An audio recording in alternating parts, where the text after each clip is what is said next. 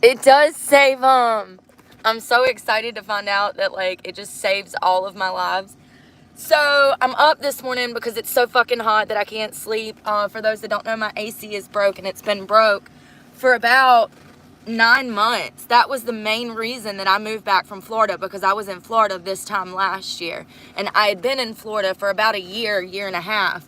So the reason I came back was because my AC broke. I went and I took a shower at Planet Fitness last night, and when I tell you that it was hot till 3 a.m., I didn't go to bed till 3 a.m. and I was back up at 7. So I don't get any sleep when it's so hot, because I have to wait for the sun to go down in order to fall asleep, because it's so hot. And then the sun is literally right here. The sun is like, look at the difference. Like, the sun is blaring through that window, and everything's black in here, but it has to be so that I can block out the light at night. You would be surprised at how bright the lights are in parking lots. Like, it will keep you up. So it's best to just cover the windows for safety, whatever. So anyways, I'm up this morning. It's hot. I'm brainstorming. For those that don't know, I've probably did about, I would say about 300 to 350 interviews in the past 9 months. The thing about these interviews is, typically I walk in somewhere and I say, "Are you hiring?" Normally nowadays they tell me, "Yes, but you have to fill out the application online." So you go and do that, and then you call them back and you say, "Hey, did you get my application?" Typically, right then they'll tell you, "Hey, yeah, we saw that you had this felony from 2009. We saw that it was a violent offense. We're not going to be able to hire you." Typically, they will tell me then. However, there's a whole 25-30% group, okay?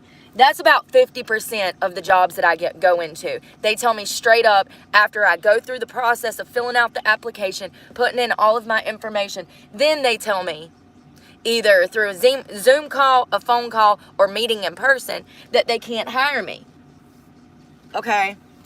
Then there's another 25-30% of the jobs that I look into, and sorry, it's so hot laying down. I have to be up here because the windows are cracked. I'm literally sweating like a whore in church. So then there's another good 25-30% that actually waste my time, make me jump through all of these hoops. And when I say jump through hoops, I'm talking about going and taking drug tests. So I drive over there, I spend my money to take the drug test, I sit there, I go through the interview, only to be told no. I don't know who that is, but hey.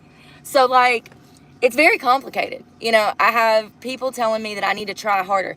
Well, I don't know too many people that spent $30,000 on looking for a job in less than 8 months. Because that's what I've spent in gas, time, energy, lunch. You know, when I was in Florida, I was looking for a job. I went down there to look for a job, and South Carolina, and my background was holding me back down there. How is that even possible? It's a whole nother state. I mean, unless they're doing a nationwide background search, and I'm sure that they are. Like, but anyways, my point is I'm having a problem finding a fucking job. I am. I've gotten hired at 2 different places. I walked in with the intention of working there, and within the first hour, I knew it would not work. I don't have to lower my standards of wanting to receive respect, honesty, feel safe where I'm working. I need to feel safe. And when you have people that are running around doing drugs, people that are running around drunk, I don't feel safe. I don't feel safe in that environment. I'm sorry. I think that I normalized it because of what I've been doing for 20 years. Absolutely. But it's not normal. It's not normal to be around people who are drinking, doing drugs. It's not normal to be around people who are shouting and yelling and being fucking toxic. It's not normal. And I'm sick of everybody saying that it's normal, that we just have to accept this behavior. No, the fuck we don't. No, the fuck we don't. We don't. We can leave. Remember? Runner. Like, you know, I'm sick of going into these jobs and having so much to offer that I see that other people don't have to offer. And the reason I keep bringing that up, it's because it just reiterates in my mind that people are that dumb. Why would you take your best employee and throw them under the bus? They do it all the time. There's so much stuff that falls back on me because who I'm working for doesn't have their shit together. Always. Always. I think it's going to be 90 degrees today. So my plan is, I'm thinking outside the box. This is why I'm coming to you first thing, bright-eyed and bushy-tailed this morning. Rehabs. Okay, so I tried to get hired at this one rehab in a whole nother city. It's like an hour away. The reason that I did not follow back up on that was because it's in a whole nother city an hour away. And honestly, I don't know if they would have hired me. I went in, I asked the director, the program director, had a meeting with me. We sat down and talked about some things, and I was supposed to put in paperwork that I never put in. So that was my fault. I'm slacking. That was 6 months ago when I was actually in that city in Winston-Salem. So, you know, I'm going to think outside the box. There are 5 or 6 rehabs online in my area currently. I'm going to go by every single one of them today, and I'm going to demand a job. I'm not going to demand. I'm going to ask gracefully. But I am. I'm going to head to Planet Fitness. I'm going to take a shower this morning, and then I'm going to go by these places and ask them if they're hiring. And the thing is do I have no experience? Do I? Because I have the experience of people. I have the experience of the people that I've met in my life. Like, you know what I mean? Like, I'm good with people. I'm actually really good with people. I'm good with talking with people. I'm good helping others communicate. I'm good at picking up on how they feel and why they feel like they feel in the moment. I'm able to empathize with people, addicts specifically. So, you know, I think that a rehab would be the perfect job for me. However, it's whether or not my background is going to hold me back or if they'll overlook it. And I just have a feeling that maybe they might be one of the few places that actually overlook it. And that would be great, especially since it's been 20 years. 2009. So it hasn't been quite 20. But still, like, to me, that's how far it feels away. I was an 18-year-old kid. I'm now a 36-year-old woman. How long are you going to hold it against me? I'm asking because I genuinely need to know. How long are you going to hold it against me, society? Can we move on now? Because I've been done. Like, I've done all the work that I need to do. So when are you people going to let me back in so that I can work and buy a home and be a normal functioning member of society? This is how they hold you back after they charge you and they drag you through the criminal justice system, and then they release you. Like, you never get a fair shot, and it's not fair. Now, I'm not saying that certain offenders shouldn't be felons for the rest of their life. Absolutely. We know where I stand with pedophiles. Absolutely. There are certain people that should be on a watch list for the rest of their damn life. I'm not one of them. For real. Like, oh my God, that's so funny. The worst thing I do, I don't know. I can't. What's the worst thing I do? Well, I did run around with expired tax for 3 months because I did not have the money to fix it. And that's what I'm talking about, the cops being cool. Everybody doesn't understand that one of the reasons that I support law enforcement is because I understand that I can't hate one whole group of people because 1 or 2 of those people were bad apples. If anybody should hate law enforcement, it should be me. They've ruined my life. They tore my life apart, stole everything I ever loved, had me falsely incriminated on charges I didn't commit. And if anybody should hate them, it should be me, and I don't, because I'm not a vindictive bitch. I just want a job that, like, pays my bills. It's pretty simple. With non-toxic people. I don't want to have to witness people arguing and fighting and using drugs, and that shit's not normal. And it's sad that it took me this long to realize that it's not. I'm sorry, the lighting got lighted. Y'all, I'm so sunburnt from the heat.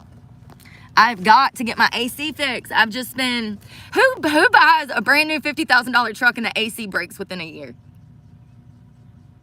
Is it karma for running off to Florida? So it's gonna be really hot. I'm gonna go to Planet Fitness.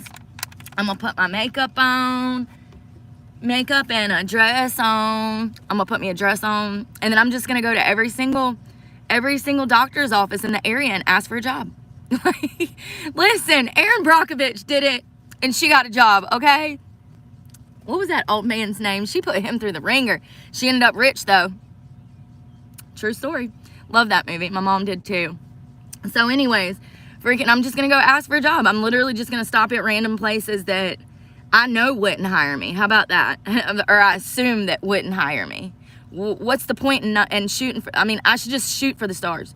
What's the point in saying, oh, they're not going to hire me and not checking, when I can go in there and talk to the program director and say, hey, this is what I've done in my life. I think I would be a perfect fit here. I think that I would be perfect because I have empathy, because I have a set of skills that is not common anymore. Empathy and understanding in general is not even character, like things that people have in their character anymore. I would be perfect here because I've been there and here I am now. So I've made it to the other side, and I think that I need to be helping others. Because in healing myself, I realize that part of my healing is going to be helping others. That's going to help me heal. And despite the fact I'm living out of a freaking car and my life is going to shit yet again because of drugs and alcohol yet again, not me drinking, but, you know, my employer, and I talked about that on my live last night. I'm going to shut up about it because I kind of need my fucking job that I do have now. But I might not have it because I've already said too much, and I really don't care because I'm not going to have anyone tell me what I'm doing in my life when I've done 16 job interviews in 10 days and graduated from the semester of school. So, like, you know, I just finished 2 classes, and I didn't even think I was going to complete those 2 classes because of all of the stress that I have in my life. I finally complete these 2 classes. I'm so proud of myself, and I can't even be happy for myself because I'm dealing with drama from my job. It's ridiculous. Ooh.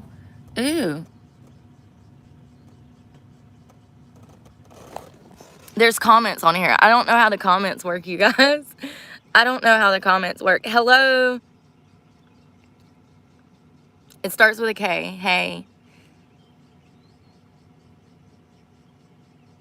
So, you know, I find it funny that, like,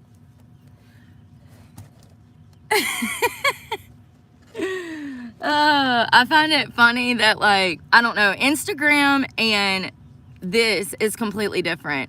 I'm more for the Instagram people, because I will tell you, go fuck yourself. First you ask me to see my toes, then you start talking shit like, hi girl. I think that's a girl. It starts with a K. You're the only one I'm worried about. And Oliver, hello. Hi y'all. I don't know how live works. I'm still figuring it out, you guys. I really don't care. This is more for me. I've said that. I started this channel for me. The reason that I go live is so that it saves it. It's easier on my data as well for some reason. So I don't know. This is for me. I want to see where I was at. You know, a lot of people don't even, not once in their life, say, hey, do I need to change? Am I part of the problem? A lot of people don't do that. They don't have enough self-awareness. And then I show my self-awareness, and people want to talk shit because they don't have the ability to think for themselves and say, hey, I could be like that. So I'm definitely looking forward to just seeing where this road takes me. You know, when you have Krispy Kreme and Lowe's Hardware and McDonald's, y'all, I'm ashamed to say, it's been like 16 McDonald's that I've tried to get hired at. McDonald's won't hire me. You know, 16, like at least. And McDonald's, it's sad when McDonald's won't hire you because they say that you're a violent offender. Because it's 2 counts of attempted murder. And I was defending myself. But that's neither here nor there. you know, and I was 18 years old when I stabbed those girls. I was 18. I was a child, okay, with no guidance, no parents. Like, it's not fair for society to hold it against me for the next 20 years. And they will. They absolutely will. If I don't do something about this now, they absolutely will. Right now is a crossroads. It's either I'm going to find a job that I make a fucking career for the next 40 years, or I don't succeed at all and I lose everything. That's where we're at. Because I can't keep doing this. I mean, obviously, look at me. I'm almost 40. I'm tired. I don't have time for this shit anymore. Either there's normal people out there or there's not. Because everywhere I go, it's the same mess. Drama, manipulation, drug use, alcohol use, codependency, like all of the bad shit. I can't take any of that. Damn it. I'm gonna have to roll this one up. Oh my God, no.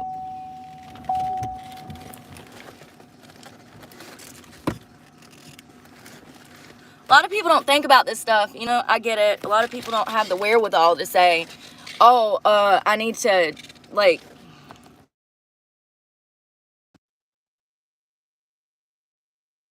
I do. I'm very self-aware. I've always said, what can I do to do better? What can I do to better my situation? What do I need to change in my life?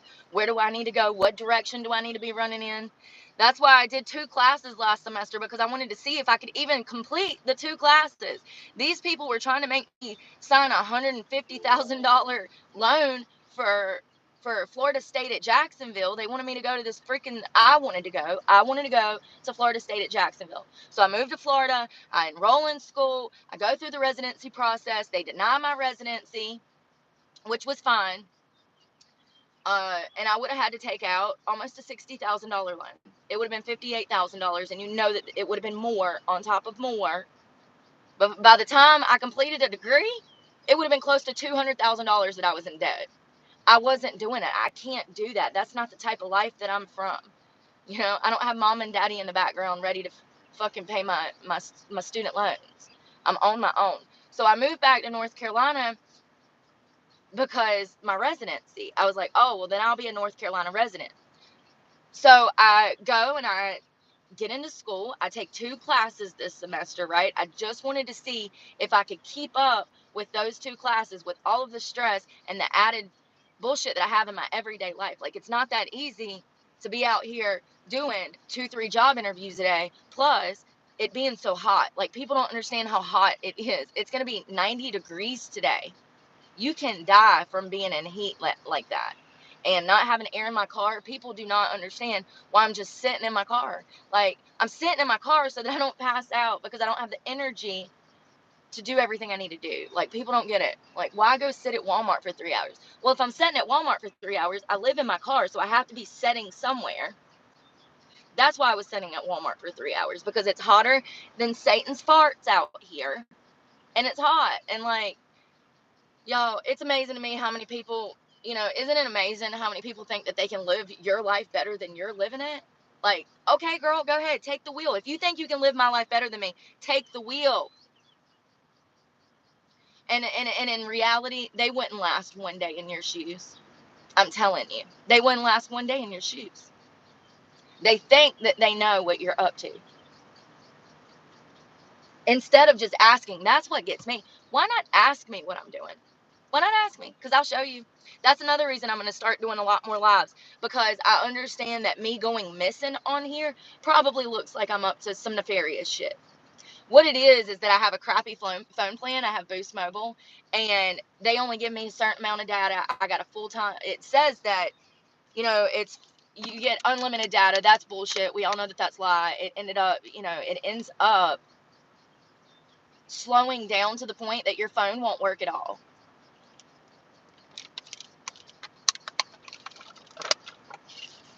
So, oh, keep it coming. I love it. So I love the reactions, you know, like, it's so funny to me. This bunch of kids in their fucking mom and daddy's basement right now. Tell them, yo, it's so funny. So anyways, I'm going to go through here, and I'm so excited so fucking hot already. How?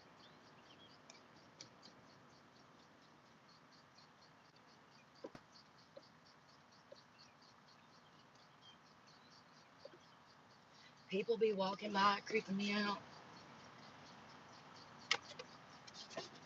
Yeah, so I understand that how, like, going missing, like, there was like a week I didn't even post. The reason was because I was off doing my thing. I was working a lot. And I was also going on dates with that guy. There was that guy that I told you that I was like talking to. He courted me for a month and we hung out. And we would like go out to eat, go to the park, stuff like that. But honestly, I can't date anybody that's in their 20s. I just can't. I can't date anybody in their 20s. It's just not for me. I've always dated older, and I don't mean significantly older. I mean 10 to 20 years older than me. And when I was in my late 20s, I dated a guy that was in his early 40s, and then when I was in my early 30s, I dated somebody that was in their late 40s. So that's what I'm saying. That's pretty normal to me. And then when you think about the fact that women mature around the age of 32 and men don't mature till 43, that's just crazy to think about. And then you think about the sexual compatibility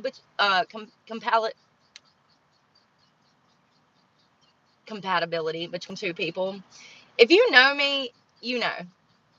So don't even. Oh, love you from North Carolina. Nepal. It's one of the places I want to go. Thank you. Thank you. Appreciate the nice comments. I like the bad ones too. I'm not gonna lie, because it's funny. It's just funny because how is somebody that doesn't know anything about me gonna come to me and you know? It's so funny because this is part of the reason I opened a channel. People, my entire life, people have reacted to what I'm saying, but I'm not telling no lies. Where was the lie? At what point did I lie about anything? Puerto Rico. I was just in Mexico and God, it's been over a year. It feels like it was yesterday though. It was so much fun. I love Mexico. Some of the nicest people you'll meet. Hello, Leo. I'm your fan. So, my plan is to get all fancied up. And then I'm just going to walk into these drug rehabs. There's several. I'm just going to walk in and say, hey, I need a job. I'm good with communication. I'm good with helping other people go through traumatic events. I have experience in psychology. I have experience in working with addicts. I have experience, firsthand knowledge of recovery and how to get clean and how to stay clean and how to maintain sobriety. I've been clean for almost half a decade, and I think that would be a good fit for me for a job. Like, I've got to do something because working in the service industry with prostitutes, I can't.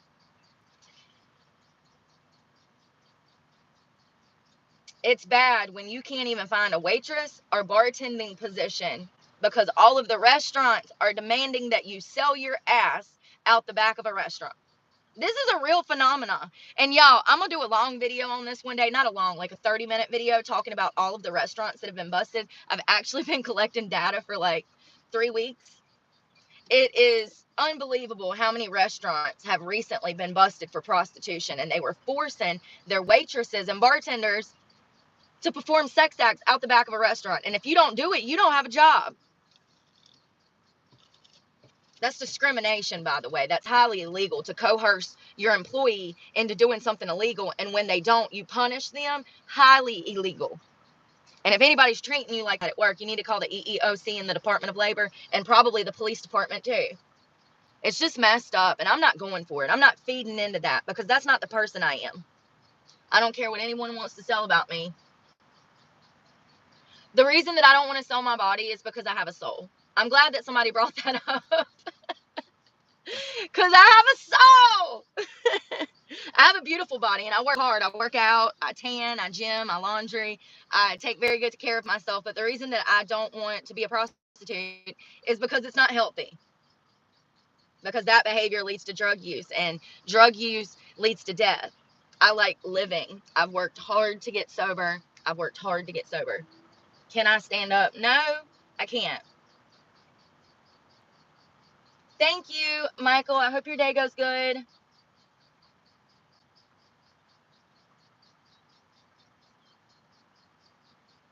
Sleeping in your car does stink. It does. I'm glad somebody brought that up too. It does, because you're in close fucking quarters and you're sweating all the time. This seat that I'm sitting on is ruined. Ruined. Okay? It's ruined. It's a brand new fucking truck, y'all. It sucks. My truck, I got a Chevy. I got a nice Chevy.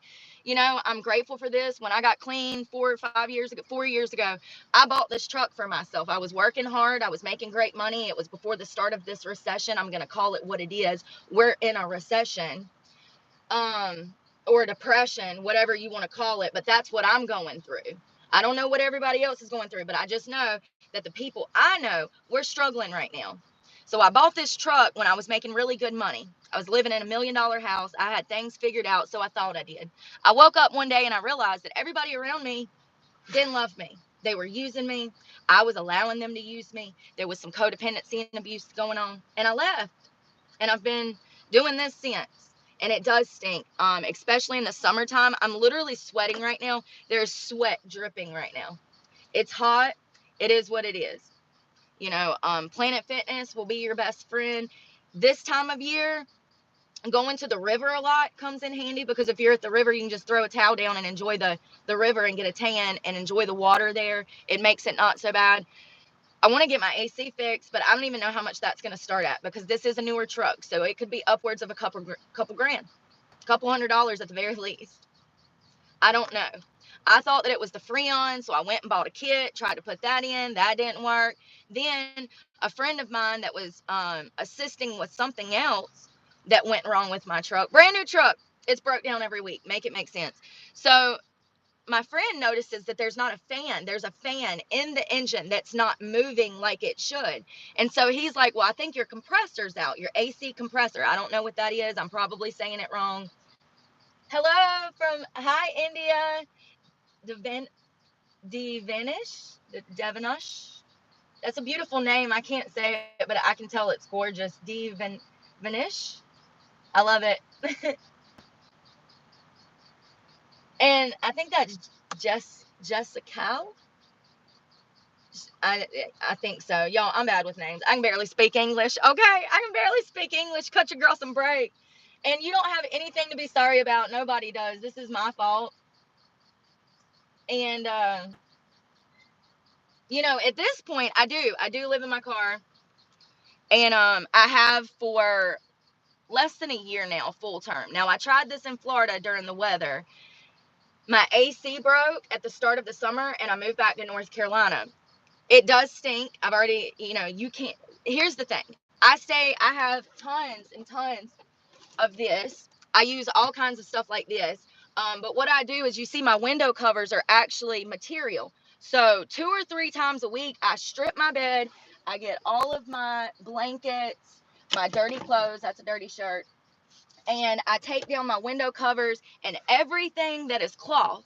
2 or 3 times a week, I shove in the fucking washing machine. Now, that's going to be a huge cost. That's $100 a week right there. You know, not really, but a month at least. I would say that I spend $20 to $30 every time I go into the laundromat.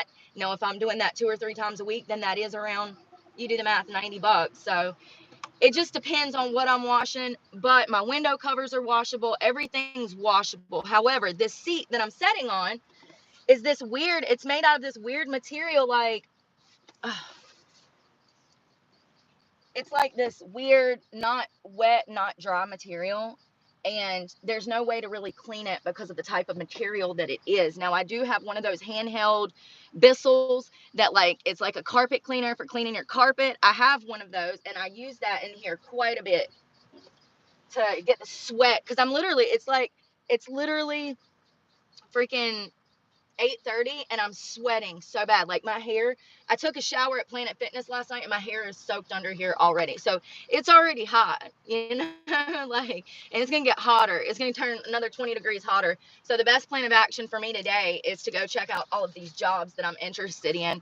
And, you know, I've never worked with struggling addicts before, but I just know that I would be good at it. You know what I mean? And at this point, with nobody being willing to hire me because I caught a felony when I was a juvenile, the best plan of action is just to walk in there to their churches or rehabs and be like, listen, this is what happened to me.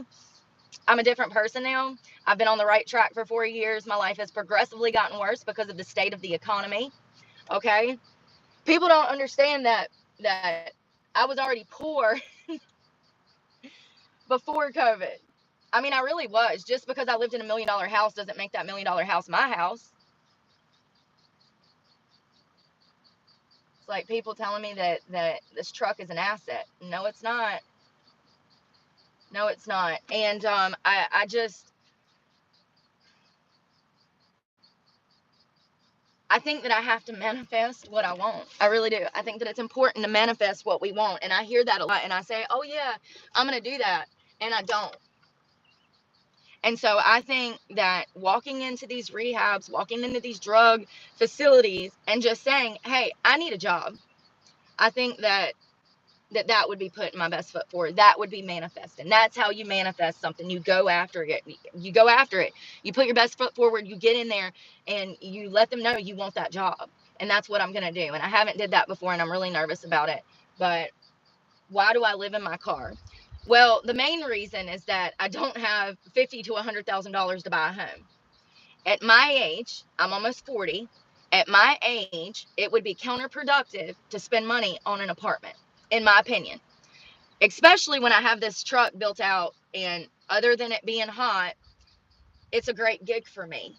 I have everything I need in here. I have clothes. I have more clothes in here than most people have in their closet. I can promise you that. So like, I have everything I need. I have my bath bag. I have my bath towel. I have 2 towels that I circle between. But when I'm washing laundry 2-3 days a week, I don't need but 2 towels.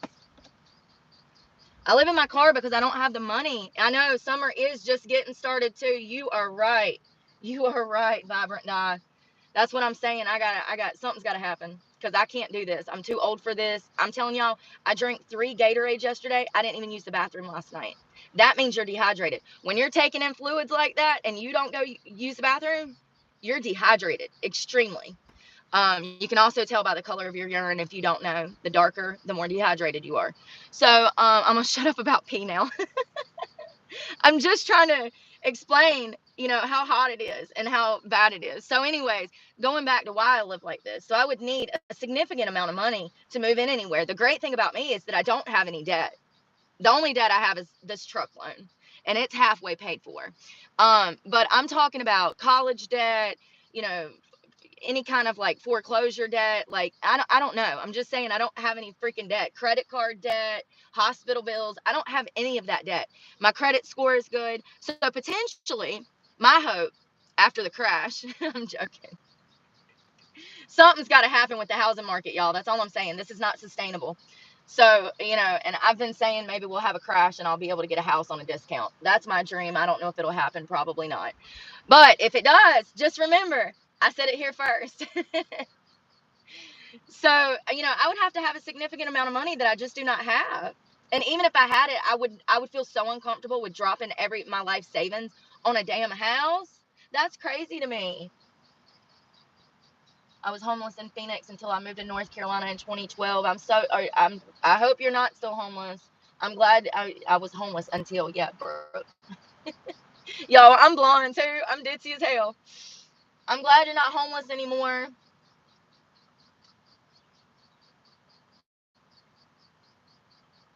I know. So here's another thing, like renting. It's a waste of money. Let me talk about apartments for a minute, because do I seem like the type of girl that would fit in well in an apartment?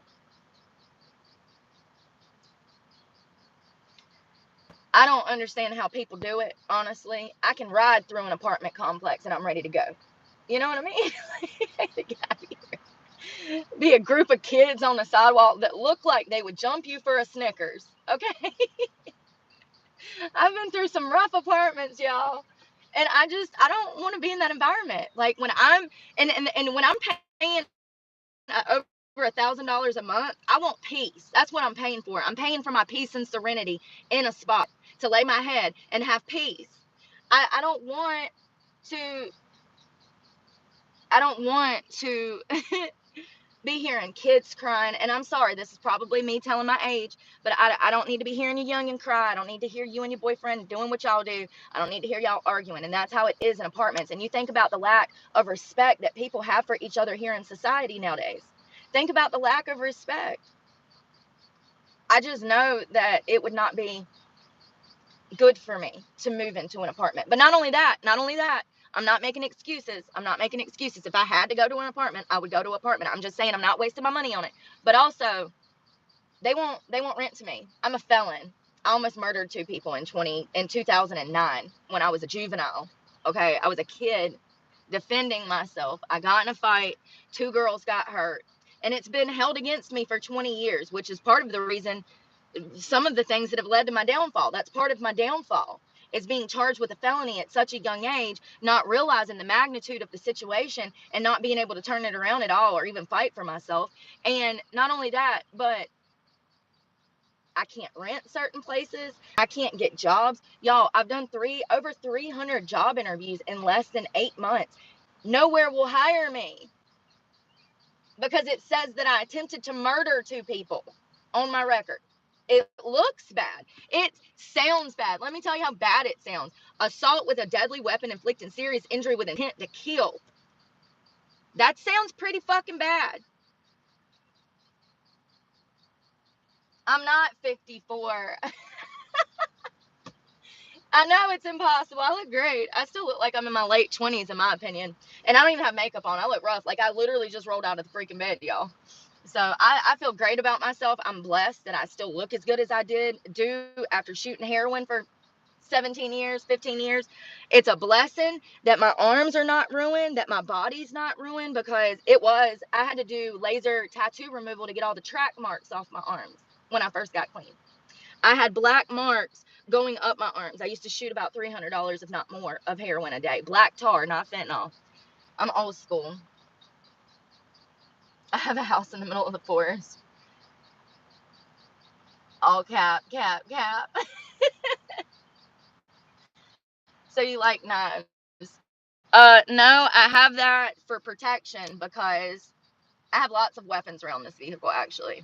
More than I can count. I do like weapons. I grew up on a farm. I grew up in the country. I'm grateful for that. I know how to change my own oil. I know how to change a tire. I could probably wrestle a bear if I needed to. At the very least, a mountain lion. I am that girl. Yeah, I have a bunch of weapons. Yeah. I keep those because I am a female living out of my vehicle. Yeah. I appreciate the fact that I can carry weapons and defend myself if I need to.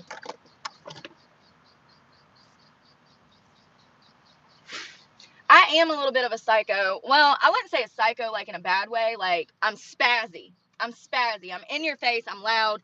I've always been blunt, so fucking blunt. And that's what I've noticed the older I get. That's what people hate in society, is that when you're a real person, when you tell the truth, when you're honest, when you're not fake, when you're not manipulative, when you're not conniving, it makes people hate you because it makes them look inwards. They start looking inwards. They're like, well, she doesn't do this, and this. And they start hating themselves because they realize they're a fucked up person, because they lie, they steal, they cheat. I'm not a psycho. I am. And I don't look like an ex addict, actually.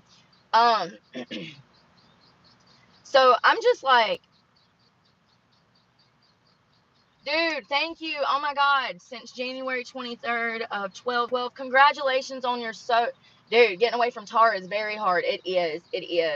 And any line of addiction is hard to get away from when you suffer from the disease of addiction. And I'm proud of you, Vibrant, for getting clean. And dude, it's just so, people don't understand the work that goes into being clean. Like, people just think that it doesn't even cross your mind, when in all actuality, it crosses my mind a lot.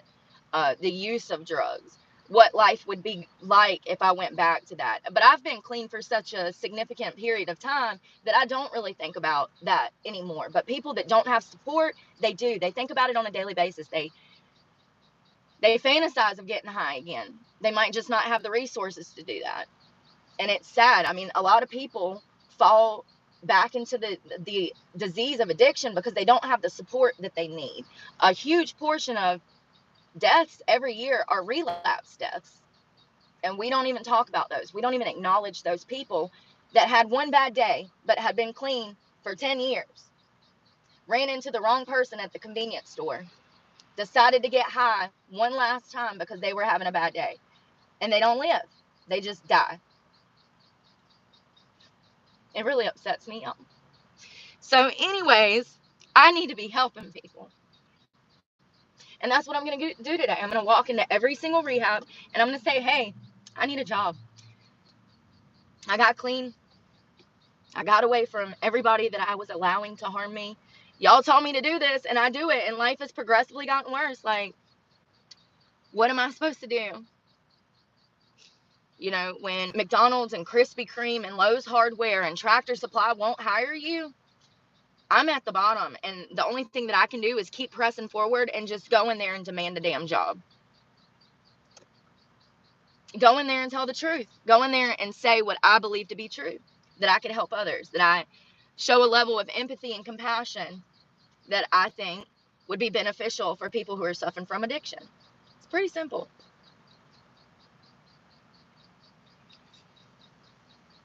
Y'all, I'm having deja vu. It is so hot. I don't know when I'm going to get my AC fixed, honestly. Yes. Oh my God. Talking about shooting water. Dude, I used to date someone and he would do that. Now, my problem was I always thought that there was like leftover residue somewhere, if you get my drift. I'm talking about vibrant dye, your thing. Um, yeah, my thing was I always, I was obsessed with caps, and I would always go rummaging looking for more caps, thinking that I had more dope somewhere. And actually, when I got clean, I actually found a half a bag of dope, and that was the last dope I ever did. I found it, I did it, and I got clean. Like, I had already planned in my mind that I wanted to get sober. It was just coming up with the time and finding somewhere private, quiet, and safe to get sober. People think that rehab is all sunshine and fucking rainbows. It's not. Rehab can be one of the most detrimental places to your existence. My drug of choice was black tar. I was never into uppers like meth or coke, or I mean, I've done them, but I was never into them. You get what I'm saying? Like, I wasn't seeking them out. I you know, yes, I'm very spastic. This is what I was saying. I've always been this way. You can't even sit still. Okay, go suck a dick, bro. If you don't like it, get off my channel. How about that? I'm not the one.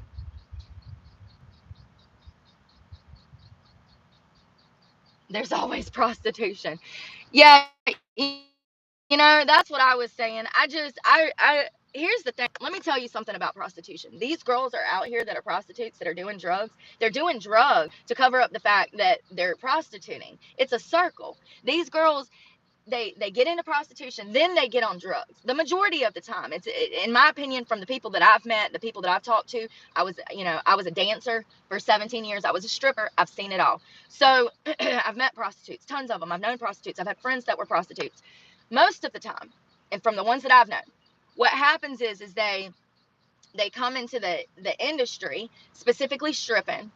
They meet people, places, and things. They get around people that are doing drugs. They get on the drugs, and then they start prostituting.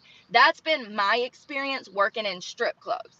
The girls, really, where I worked in the clubs, you couldn't touch the girls. There were no private rooms. Everything was out in the open. That's a gentleman's club. Those gentleman clubs are now turning into backdoor prostitution rings. They're putting in hot tubs. They got limos that go off the property, and like VIP rooms with no cameras in there. Like, you're talking to the girl that rolls around with weapons for fun. No, no, I have a soul. I have a soul and I'm proud of it.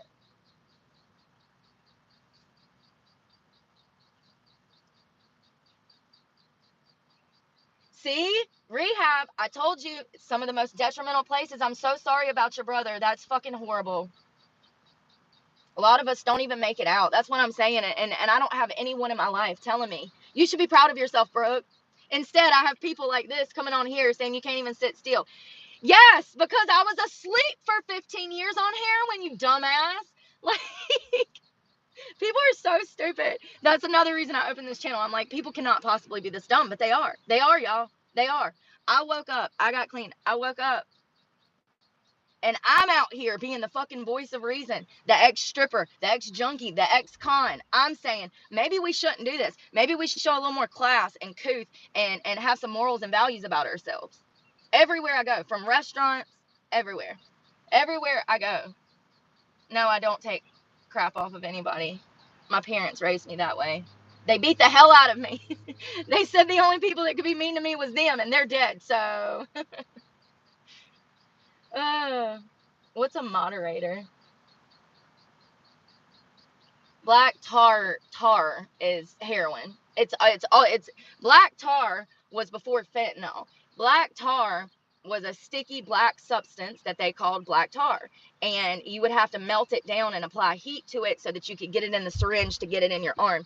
And matter of fact, I do still have some scars. Look, you can see those scars from the old tar. They weren't able to get it out with the laser. You can see some of the old scarring from where I used to shoot. My hands were so bad, y'all. Y'all can see like black spots there. That was from the old tar and heroin. Now, I did what they call a pico wave. It's a laser. They go and they laser it off of your body. It hurts like hell. It hurts worse than a tattoo. I did that. That was the route that I chose because it was the only route that I was aware of, and I didn't even know that you could do that. Matter of fact, I was their guinea pig. I went to the Urban Med Spa of Charlotte, and I talked to the doctors there. I explained the situation. I said, hey, at this point, I'd only been clean for a year, and I was living in Charlotte. I was living on South End in one of the most prestigious areas of Charlotte. So I was doing really good for myself. I was still stripping. I was making great money. Life was great. The clubs had just opened back up from COVID. So I'm clean, I'm sober, and I have all these black marks down my body, down my shin. I had one on my leg that's still here. You see that? You see that scar right there? You see these black marks? That was from heroin where I went in my leg. And I actually have several scars that look like chickenpox scars, and they're actually from old heroin use. I have one on my thumb right here from old heroin use, a scar. You see it? Those were infections that I got, some of which my legs would swell up so bad. And it wasn't from using dirty needles because I always bought a fresh box of needles every single week. But my point is, I got these black marks on my body. I'm trying to dance. I don't want these marks showing up, you know. And I go and I ask them, do you think that this tattoo removal that's used to make ink go away? Because that's what it looked like. It looked like this. It looked like it was tattoo ink, like somebody took a tattoo gun and just went up and down half of my arms and legs. And so the doctor says, well, we don't know if it'll work, but we'll try it. Now, it was $500 a session, and I had 6 sessions to get them all off, and there's still leftover residue. So it's not cheap. I'm glad that I did it now because my hands were so bad that I was literally wearing sleeves in the winter because of how depressing it was. See? You see those blue spots? Those old heroin scars. And when I say that it was black, there was lines going all the way around my freaking arm, y'all. It's a miracle that my arms look as good as they do now. I'm proud of myself for maintaining, you know, like people don't understand. And then here's the thing, and then you have other people saying, oh, you're not clean because you're spastic. No, bitch, I spent 15 years asleep in my basement trying to die. I woke up every day with the intention of killing myself. I was asleep. I rested long enough. And see, I am spastic. I've always been spastic. I've always been brutally honest. I'm always that person that's going to say what everybody's thinking, but everyone else is too scared to say it. And then I'll be crucified for it, prosecuted for it, because even though everybody else was thinking it. Because, oh, and that's another thing. I feel like adults are not adults anymore. Like, I'm going into these job interviews and, you know, there's a level of professionalism that you should hold when you hold certain jobs here in America. I am 36. I'm just saying that the lack of professionalism in jobs nowadays is crazy. I mean, look at the prosecutor in the Trump case down in Georgia, Fannie Willis. How does this lady even get a job? How did she even get a job? That's what I'm talking about. The lack of professionalism. She literally got on the stand and started saying, No.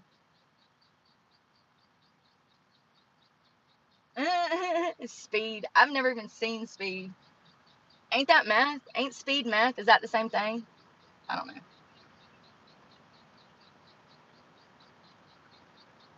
Thank you. Well, you're dealing with the Yep, you're right. Vibrant dime. You're right. Yeah. And these are kids that didn't. Yeah, you're right. You're right. And it sucks. And parents are not parents anymore. Parents are not parents anymore. My parents were rough. They didn't teach me anything. They didn't teach me. I've been on my own since I was 12 years old, essentially. That was the first time that I was taken from my parents. So I don't know what mirror is. I got some mirror for you. I don't know. Half of these I don't even understand, but I think that it's a language barrier.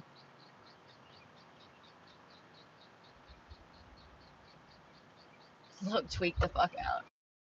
You know, it's crazy. Meth with these teeth. You know, and I knew that I was going to get this, and I really don't care. Anybody that says that I'm on drugs, y'all can go suck a dick. I feel bad for you that you're that ignorant and misinformed.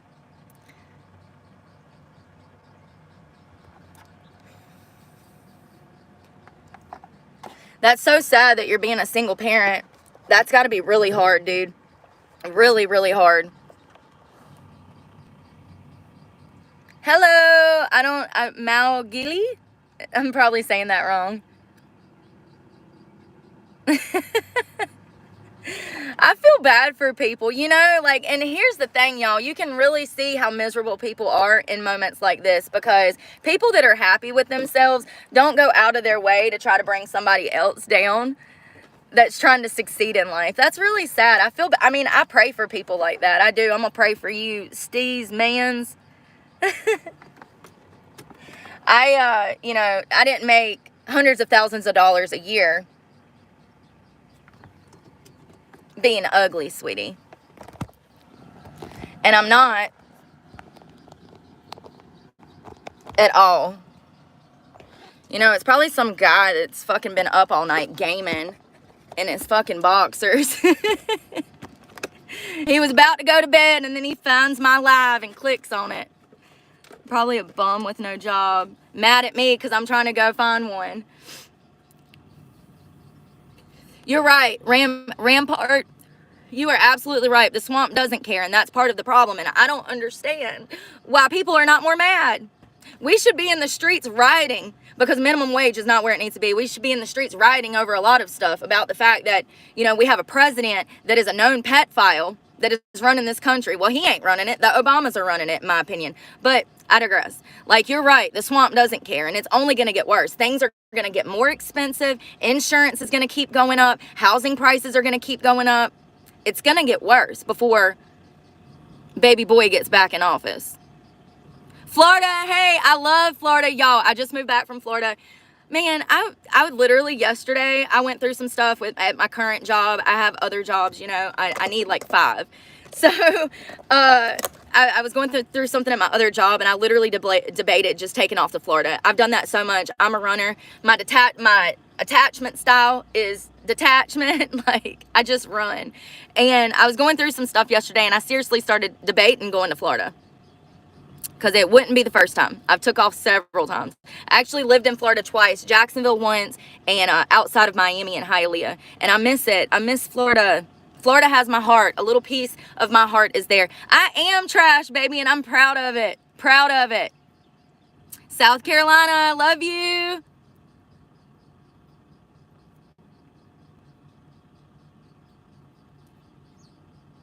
Yeah, I miss Florida. It's beautiful down there. The people are a little more normal than here. I feel like with North Carolina being a swing state, you never know who you're going to get here. Florida, 90% of the time, if you start talking to somebody about something that's going on in politics or the White House or the economy, they're going to agree with you down in Florida. And that's what I love. They get it. Well, the people that I knew down there. But I was in Jacksonville, and that can be kind of trashy. So I go where I'm loved. The hood loves me, you know? Or no, not like that. You know what I mean? So what city? I was in Jacksonville. Tampa Bay is nice too. I love Tampa. Fort Lauderdale. I mean, y'all, I cannot rave enough about how lovely Florida is. I mean, it's literally one. No, I don't do OnlyFans. I have a soul. So one of the only things that I don't like about Florida is the cost of housing. So I have friends that bought this beautiful house. They went to Florida State at Jacksonville and they got their masters, all of them. So they're getting their masters. They buy this beautiful house. They go in on this house. Well, this was before the pandemic. These people graduated. One girl in particular, she got a master's in theatrical. She does like theater design, where she sets up all of the lights and set design for these huge theatrical performances that they do, like Broadway. So she has a master's, buys this house, goes in with her friends. It's 2 of them that go in to buy this house. Fast forward 4 years, I'm down there last year, and their house insurance has went up so much that they almost can't even pay their mortgage because their homeowner's insurance doubled. We're talking about thousands of dollars a month for homeowner's insurance. When they initially bought the house, it was a couple $100 or maybe $1,000. I don't know. I just know that the change was so significant that they had to start moving people into their house to supplement income to make up for their insurance going up. It's crazy. It's crazy. They offered to let me move in, and I don't move in with people. One of the reasons that I live like this out of my car is for my peace of mind, my serenity. Okay? You can't put a price on peace, honey. Can't put a price. And, I feel like when you cohabitate with others, that there's expectations there and that there's room for drama and arguing. And I haven't had a roommate since I was like in college, and I don't know how well that would go over nowadays. And that's what I was talking about, apartments. I don't want an apartment, I don't want a roommate, and I don't want to rent anything. So this is part of my 5-year plan. Living out of my truck is part of my 5-year plan, and I am content doing this. If it makes me happy, I don't understand why society has such a big problem about it. Makes no sense. So, but everybody does. Everybody thinks that I'm up to nefarious shit. Everybody thinks that I'm on drugs. Like, how many people's done said that? Like, it sucks to work your ass off to get to where you're at, to make all of these changes in life, to stay sober, to change people, places, and things, move to a whole new city, move into your car so that you get away from toxic people so that you have a better chance at recovery. And then everybody you see says that you're still on drugs. Like, I've been clean for years. Like, I can understand if I've been clean for like a week, y'all. Like, come the fuck on. Get over yourselves. Not y'all, but like the people in my personal life. Yes, I know. I look so bummy right now. I'm about to go shower, and then your girl is going to be styling and profiling because your baby girl goes from a 2 to an 8 real quick. Little bit of makeup. Ain't nothing wrong with living in my truck. Thank you, team DLZ24. Thank you. Ain't nothing wrong with it. I mean, it's more of everybody else's problem than my problem, in my opinion. Like, all I want to do is be able to save up enough money to actually buy something one day when all of this shit comes crashing down around us. Because what we're doing economically is not sustainable right now. $100,000 houses going for $400,000. That is insane. We've allowed it to happen. People buying houses out of desperation. Jack them prices right on up, baby. Thank you. I agree. Peace of mind is worth more than anything that's physical. You're right. Like, materialistic things do not matter.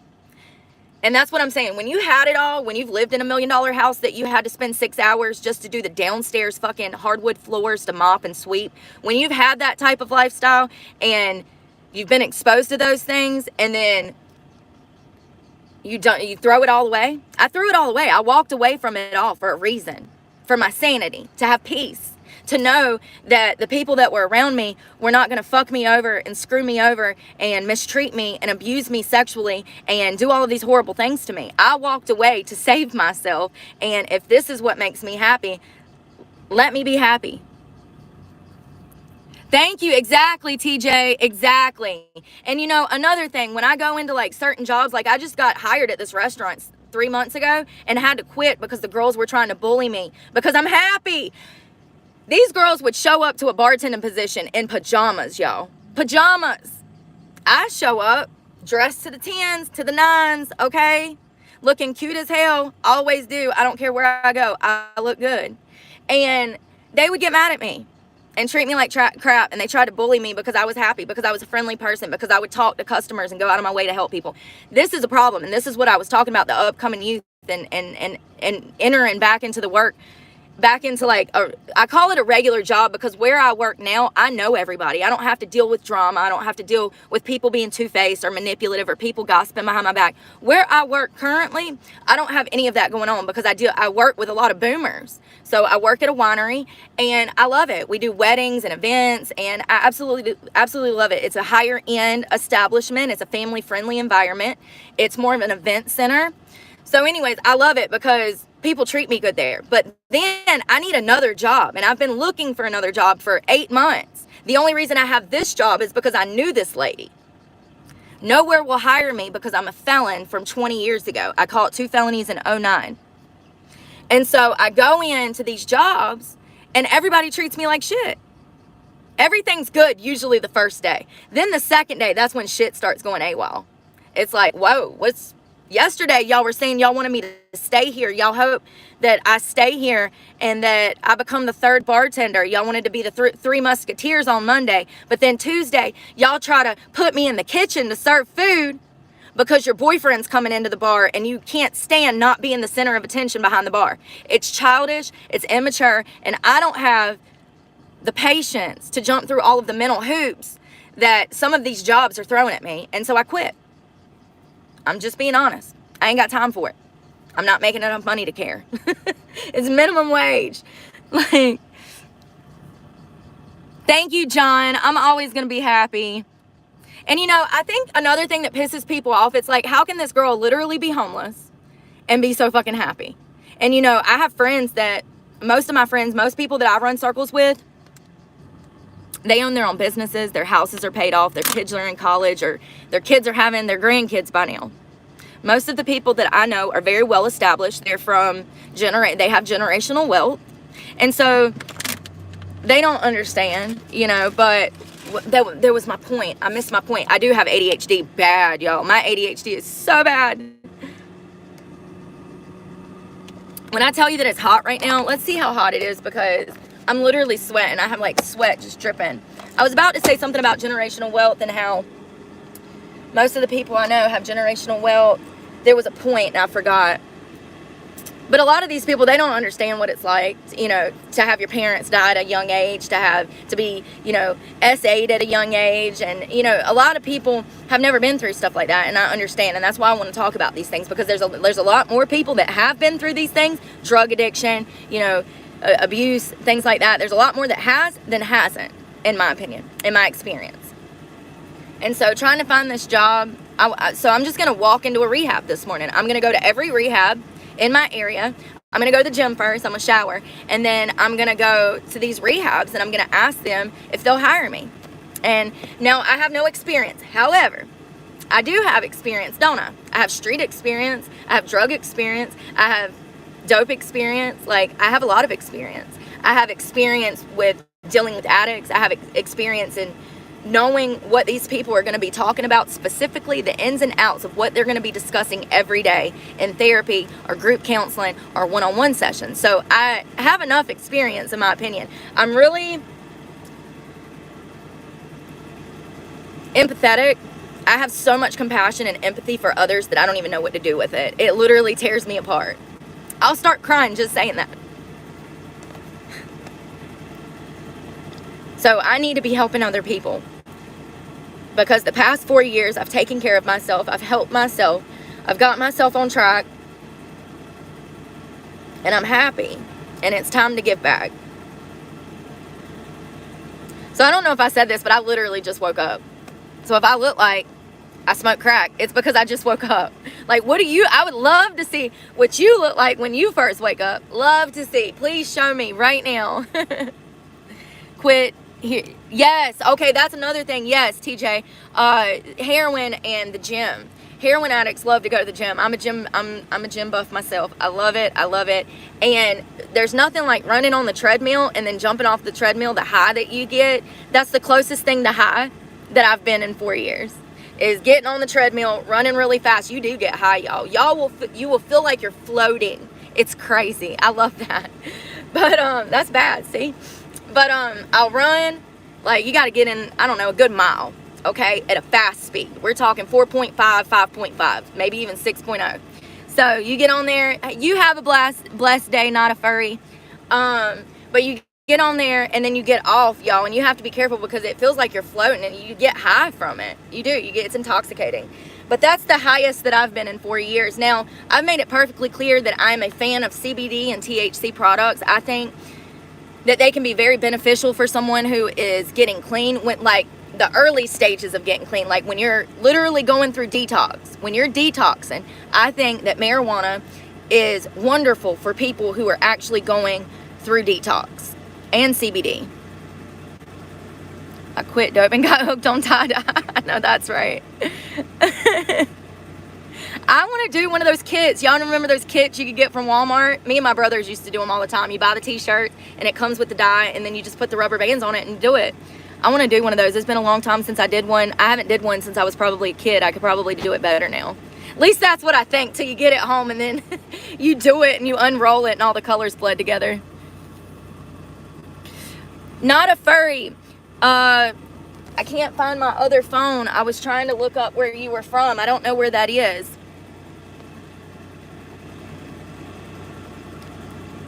Hello. I am originally from North Carolina. I've moved out of the state several times, and then I come back. Y'all, I'm sweating so bad. Woo! Your girl, it's literally just rolling. It's just rolling. It's gonna be a hot day. 76. I don't have AC. It broke. I need to get it fixed. I got a brand new car. Makes no sense. Oh, a village in Alaska. Oh my goodness. I bet that's interesting. I bet that's really interesting. I watched this girl on YouTube, and she lives in a remote village in Alaska, and she goes through the process of how she gets her groceries, how she gets everything that she needs to survive up there. It's very interesting. You probably know who I'm talking about. Little white girl. I think she has blonde hair, dark hair. Really sweet girl. Yeah, hot summers and cold winters. I'm all for it. Me too. That's how North Carolina is. I absolutely love the weather here. It's just that my AC broke, you know, and obviously if I'm living out of my car, I don't have, you know, the financial stability that one would like, because I definitely want stability. That's all I want.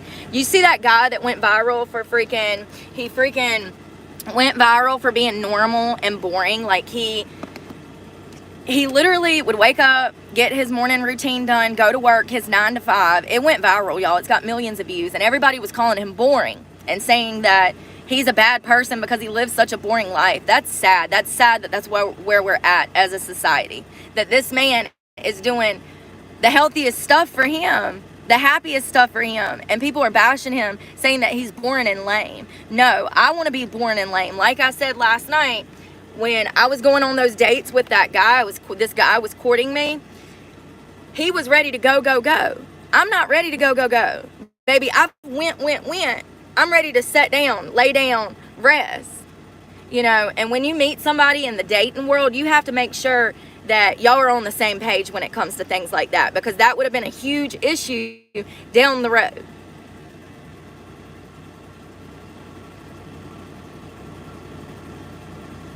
Go to Autopart Start and no. So listen, John, I did that. That's not the problem. I wasted $159 doing that. I bought the recharge kit, stuff like that I can do myself. Ironically, I'm smart enough. But you know, I bought the recharge kit, I hooked it up, it didn't work. Something else is broke. So I got a 2017 Chevrolet Silverado 1500 Z71. So right in the front where the engine is, there's a fan, the big fan. There's a little fan below it. That little fan is not moving, and somebody looked at it and said that it's probably my AC compressor. I think I'm saying that right, but I might have said that wrong.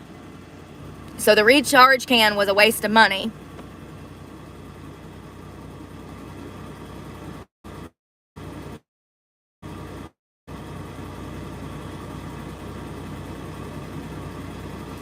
Oh, I'm sorry, John.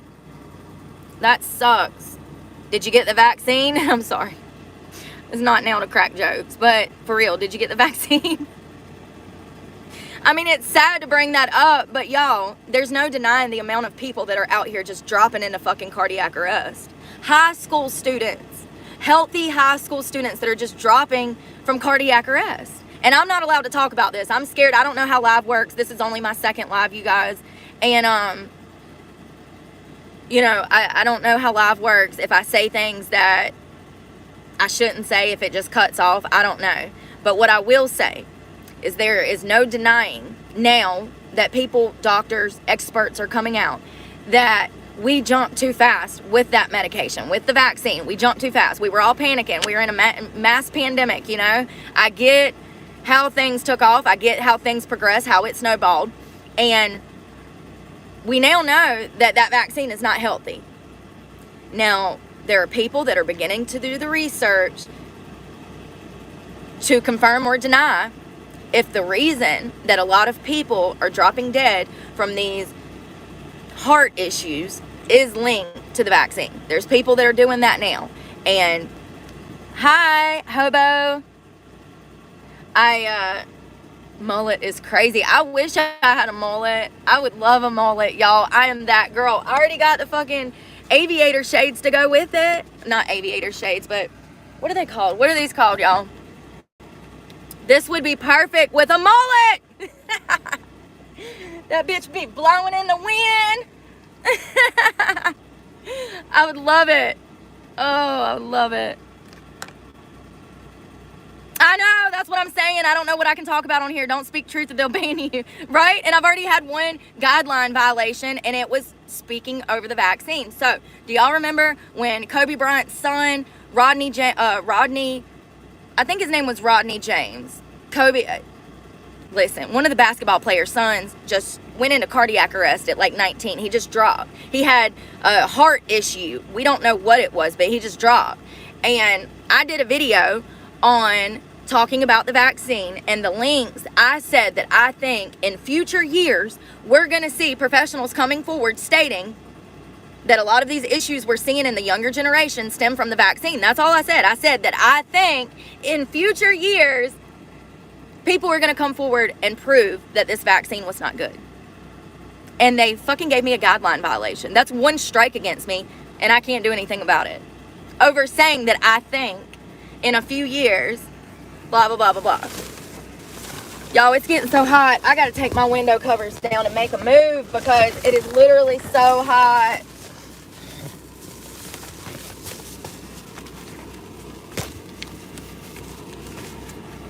It's hot. So, let me show y'all my back windows while I got y'all on the line. So, first of all, I put peepholes up here so that I can see out, make sure nobody's watching me. They actually fit in there snug. This is like this cardboard stuff. Now, these are for my front window. As you can see, I've cut them out, and I just pop them in my front windows, and during the day, I slide them down in behind there. I have my front windshield cover, which is actually for a transfer truck, so it fits in here perfectly. And can I just say that the guy that sold me that front windshield cover, I was in Florida at the time, and I walk into this Advanced Auto, and this kid's in there, and that didn't have a price tag.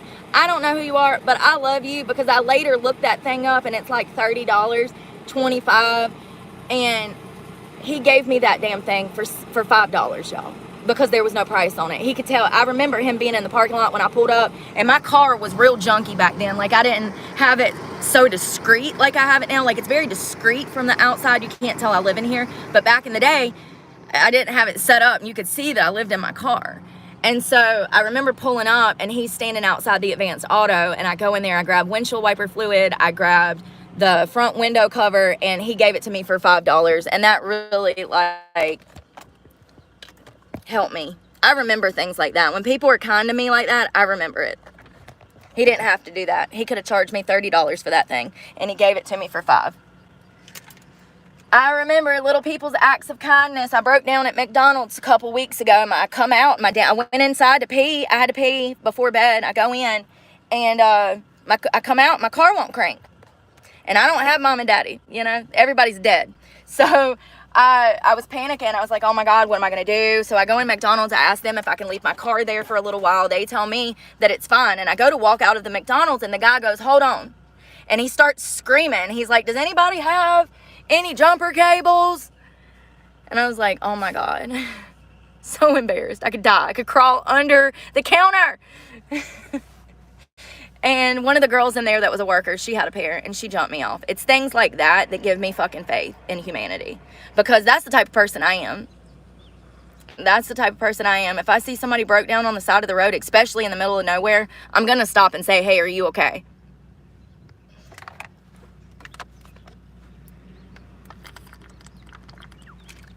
I'm really nervous about going into these rehabs and asking, hey, David.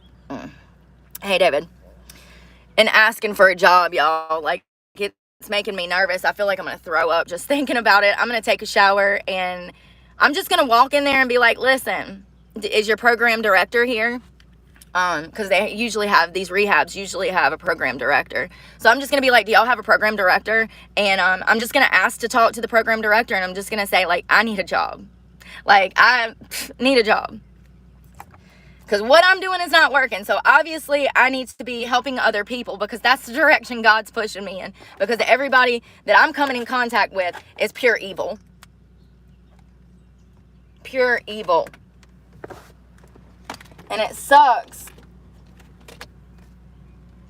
Man, when you're a happy person and then you have to go to work and deal with people that are treating you bad, people that are mistreating you, people that are rude and stuff like that, it ruins you as a person. It starts to eat at your happiness, and that's not fair for me. I shouldn't have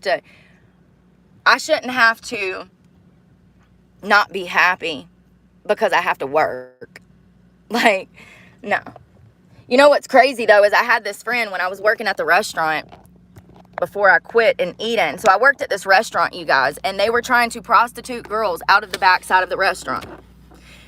The owners initially texted me asking me if I would go have a threesome with them in New Orleans, and offered to take me on this lavish trip in New Orleans.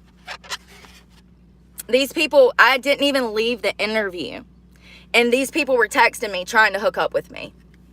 The man was asking me, the owner of the restaurant that I worked for at the time, he was asking me if I needed money, and I'm just like, no, why are you coming at me like this? Like, this doesn't make any sense. Like, yeah, they were prostituting out of the restaurant, and they wanted me to. And when I refused to subscribe and do that stuff, I ended up quitting because of the stress of it all, because they were sexually harassing me. The lady would text me from sun up to sundown and would not leave me alone. And she was constantly asking me sexual stuff, wanting to know about my sex life and all of this stuff. And I'm just like, lady, you own a restaurant.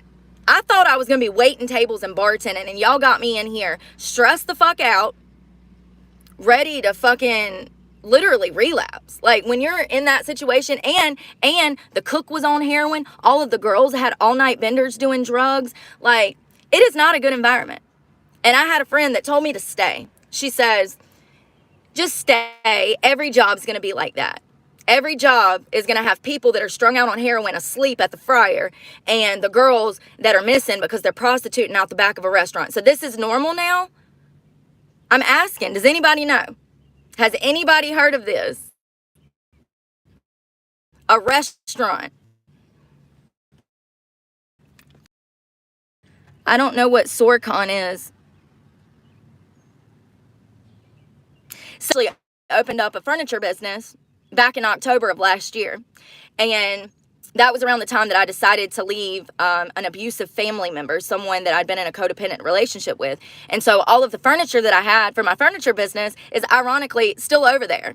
So I stopped buying and reselling furniture because I do have a storage shed, but it's full of all of my personal property. So in order to reopen my business and start buying and reselling furniture, I would have to have another storage shed, which I can get for $40 a month. However, I haven't been seeing anything in the stores to buy and resell. Like, it's been dry. No, it's not like that at all at most jobs. Thank you, Eric. Like, this is crazy. It's crazy that, you know, and it's crazy. What's even crazier is after I quit, I get out in the community and I start talking to people. Some of the cops that I know in Eden, the guy at the vape shop that I know in Eden, another friend that works at the gym in Eden. I start talking to people. And people start telling me, yeah, the people that you work for at the restaurant in Eden, they owe everybody money. These people are, their names are the Carpinos, Michael and Terry Carpino. They are known criminals that own businesses. Who would have thunk it? They own an apartment complex in Eden, and they have their employees for their coffee shop and their restaurant living in these apartments on the same city block as the coffee shop and the restaurant. And these girls are prostituting out of the restaurant, and I mean, their apartment is right there. And when I refused to sell my body, that's when we had problems. I started getting bullied. They started berating me, started yelling at me, cussing at me, fucking up my schedule. They would schedule me one day, and then right before I was supposed to come in to work, they'd call me and be like, no, we put you on a different day. They had this event for the election. So all of these House of Representatives were coming in from people that is in the House of Representatives were coming in to this little quiet sleepy town, which made no sense to me. So I have these guys walking up to the bar, handing me their business card, sliding me their business card, telling me that if I ever want to come to Georgia or South Carolina, there was 2 guys in particular that slid me their business card. And they're like, yeah, if you ever want to come to Georgia or South Carolina and visit me, I would love that. I'll take care of you. Like, y'all, I was supposed to work the event the following day.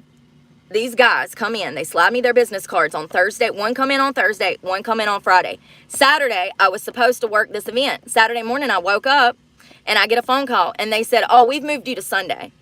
Let me tell you what happened. So what happened was the owners of that establishment knew that I wasn't going to fuck them. They knew that I was not with seeing a girl and being down with the girl, whatever. That's not me, okay? Do what you do, but that's not me. They knew that. So what they then did was send 2 of their friends in that were coming for this event to hand me their business card and see if I would go home with them. They were testing me. They were absolutely testing me. They were seeing if I would go home with these men, because then I would be one of the cool kids, because that's what everybody else is doing, you know? And so when I didn't take those business cards and I refused to talk to these random fucking men that are in the House of fucking Representatives, it's crazy. I can't even believe the words coming out of my mouth sometimes. It's just crazy. The House of Representatives. Think about this. Their official business cards with their seal, okay? So, anyways, they took me off the schedule because they knew that if I worked the event, that none of the guys that were coming in from out of town would get laid. This is the mental hoops that I was having to deal with. Thank you, Rosie. I don't know you, but you're beautiful. T3, I don't know. Is it rude? It depends on if it roots, because I'm special. Hey, Laney Boo. Hello from England. England. I want to go. My brother was stationed in England for 3 or 4 years. He lived there. My brother, so I think I said in one of my other posts that I had a brother that was overseas, and he is now home. He's back from his deployment. I'm really happy for him. This was like his 4th or 5th deployment, you guys. He's made a career out of the military. I think that it's great for some people, and I think, well, then keep your words to yourself. Keep your words to yourself, T3. So if you don't have nothing nice to say, don't say it at all. Remember? But he's made a career out of it. Before he left for his deployment, he literally just had a baby, another baby. He's got a bunch of kids too. So he's doing his job to repopulate this earth like Jesus said. So, and giving back to his community by serving in our nation's military. And I know that it's not what it used to be. I think that it's a great stepping stone for some people who come from impoverished in environments like us. You know, we grew up poor. I've never had money. The times that I had money, it wasn't even my money. It was some man's money that I allowed to use and abuse me for financial gain. It's not right. I'm so glad I woke up. I'm so glad I woke up. Like, y'all, it's a miracle I'm alive. I OD'd, I don't even know, 7, 8 times. Like, I've been dead. Like, they literally drug my body out on the stairwell of a hotel and left me there to die. It's a miracle I'm alive, and all I want to do is give back. That's all I want to do. I want to give back. And so that's what I'm going to do today. I'm going to go shower, go to Planet Fitness. This is from last night. Don't judge me. It was water. I'm going to go to Planet Fitness. I'm going to shower. I'm going to put on my best, fanciest little business suit. I do have a 3-piece suit. I'm going to wear a blazer and a pencil skirt.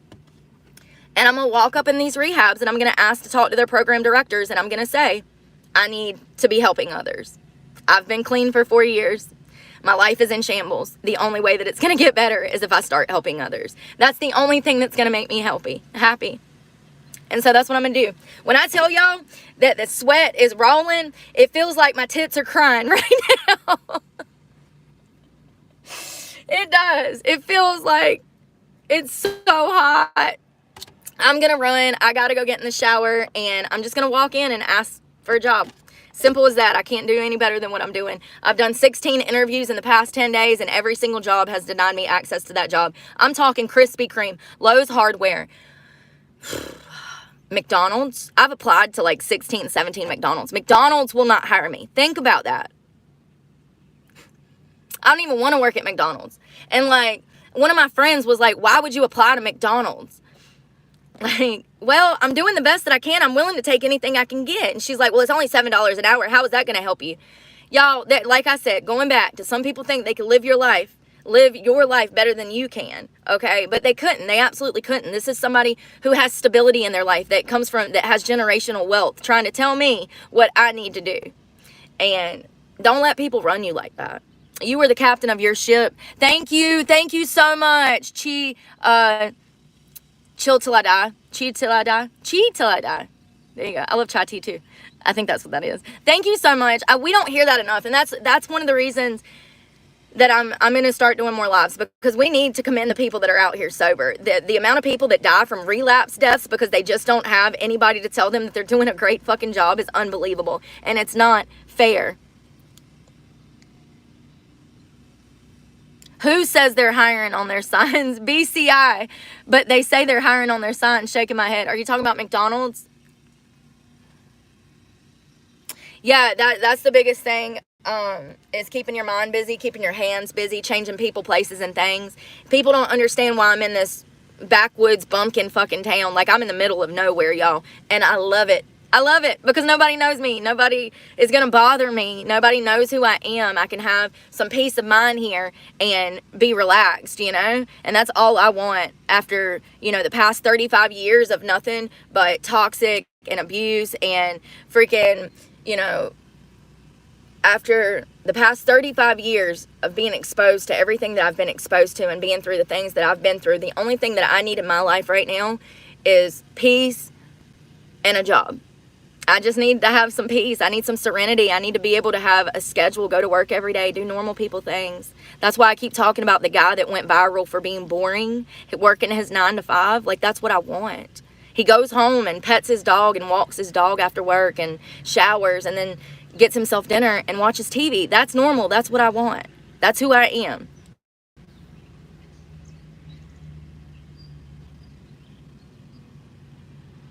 Some of y'all don't know how to spell. I'm talking about BCI. I don't know what you're trying to say. So I actually shower at Planet Fitness. Now, I actually had a couple of gym memberships. I started off with Beauty and the Beast, and then I went to LA Fitness, and then I went to the YMCA, and now I'm at Planet Fitness. Out of all of them, I like Planet Fitness the best. Planet Fitness, however, where I'm at, is not 24 hours, so that does cause some problems. So they close at midnight, and then they open back up, I think, at like 5 or 6, which is not a problem. That's fine. But it's the weekends that I'm talking about. On the weekends, they close at weird hours, like 9 p.m. And I'm like, dude, like, I have to pee. Like, can you not stay open till 12 for me, please? Like, it is what it is, you know? And here's the great thing about being in a rural area and having to pee. Go in the damn woods. I will just go to the woods. If I have no choice, I have no choice. So I shower out at Planet Fitness. Oh, I got you now. I shower at Planet Fitness, and I work at a winery part-time, but I'm just going to be honest. It's a toxic environment. It's not the winery that's toxic. It's my friendships with certain people that I have at this job. That's the problem. And I recognize the pattern in my behavior now, and I'm trying to find, that's why I want to go work at a rehab or a drug, treatment facility, and which is going to be difficult. Like, it's not going to be easy. It's not as easy as just helping people. That's something that can be difficult, helping others in recovery. You're working with people who are going through the worst event of their life. Getting sober is it's traumatic. Like, what you feel and what you're going through, it's traumatic. And people that are trying to get clean are sometimes not nice. So I see things for what they are. I realize that it might not be all sunshine and rainbows working in recovery and helping other recovering addicts, but it's what I want to do. And I'm willing to get cussed out on a daily basis just to work, help one person.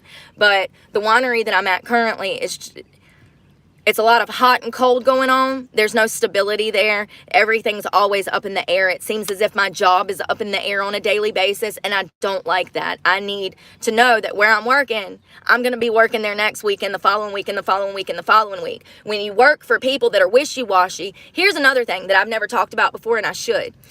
Stop hiring your fucking friends and family to your business. That is the quickest way to be filing for bankruptcy. Look at the statistics on it. Stop hiring your friends and family to come work for you at your business. Stop. Like the people I work for, they hire people that are unsavory, like people that blatantly steal. I don't understand why people do the things that they do, and I can't prevent anything. I can't, from happening. I can't change anything.